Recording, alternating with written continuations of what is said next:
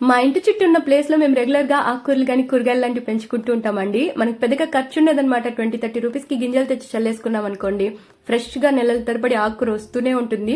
ఈ సిరుకురాకు చూడండి, ఇప్పటికి ఇది 3వ సారి అనమాట కోయడం. ఎంత బాగుందో చూడండి. అసలు బయట దొరికేటివి ఇంత ఫ్రెష్ గా కనిపించినా కూడా ఏదో కెమికల్ స్ప్రేస్ కొట్టే ఉంటారు. అలా లేకుండా ఆర్గానిక్ గా మనం ఇంట్లోనే ఇలా పండించుకోవచ్చు. ఈ గోంగూర కూడా అలాగనే అండి. ఒక 30-40 రూపీస్ కి తెచ్చుకున్నాం అనమాట గింజలు. చూడండి తెల్ల గోంగూర ఎంత బాగుందో. మనం జస్ట్ ఫుడ్ వేస్ట్ ఉంటుంది కదా, అది వేస్తూ ఉన్నాం అనుకోండి, ఎరువులాగా బాగా పండుతాయి. కొన్ని చెట్లు అయితే మేము నాటకుండానే వచ్చేసాయి. ఇప్పుడు నేను చూపించిపోయే కాకర చెట్టు కూడా అలాంటిది అనమాట. జస్ట్ కూరగాయలు తరిగిన తర్వాత పాడేస్తాం కదా, వాటిలో ఏదో గింజ మొలకెత్తిందనమాట. ఇదే విధంగా టొమాటో చెట్టు కూడా పడు చెట్టు వచ్చింది. దాంట్లో అయితే చిన్న చిన్న కాయలు రావడం కూడా స్టార్ట్ అయిపోయాయి. ఇలా మనం ఇంటి చుట్టూ క్లీన్ చేసుకుని గింజలు నాటుకుని చెట్లు పెట్టుకుంటుంటే కాస్త ఫిజికల్ వర్కౌట్ లాగా చాలా బాగుంటుంది.